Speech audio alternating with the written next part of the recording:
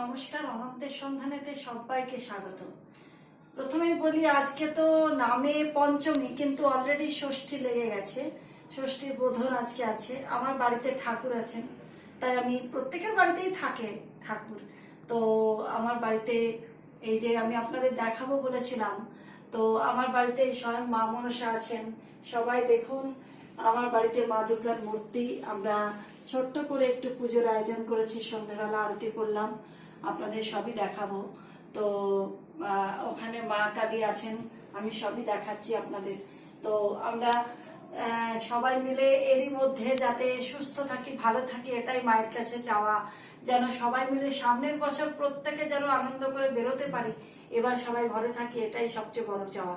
আমি এবার ভাবিকে নিয়ে এসেছি, ভাবি কিছু বলুক। হ্যাঁ, এই তো পুজো হচ্ছে আমাদের এখানে। আর আপনার দেখুন, আর নতুন নতুন অনেক কিছু দেখাবো। আরো পুজোর জোগাড়, আরতি, আরো আবার কালকে দেখাবো। এখন তো বাড়িতে থাকুন, সুস্থ থাকুন, এইটাই আমার। মা বসে আছেন, মায়ের চরণে আমরা সবাই বসে আছি।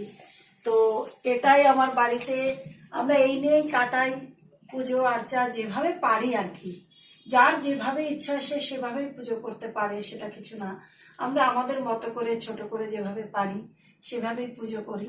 তো এই আমার মা, ওই যে শালগ্রাম শিলা, আমাদের নারায়ণ আছেন, আমাদের গুরুদেব আছেন বসে, দুই গুরুদেব।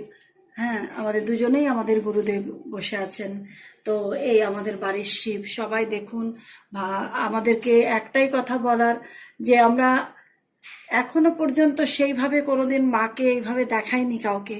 তো আজকে প্রথম মাকে নিয়ে এলাম, শুভ ষষ্ঠী বলবো।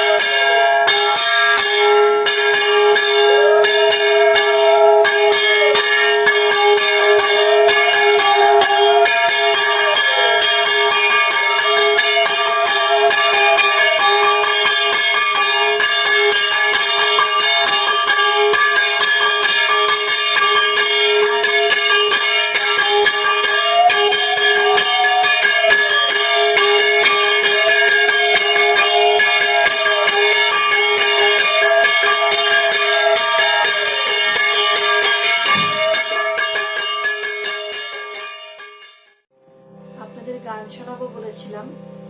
আচ্ছা, একটা পুজোর উপর একটা গান গাই। পুজো মানে ছোট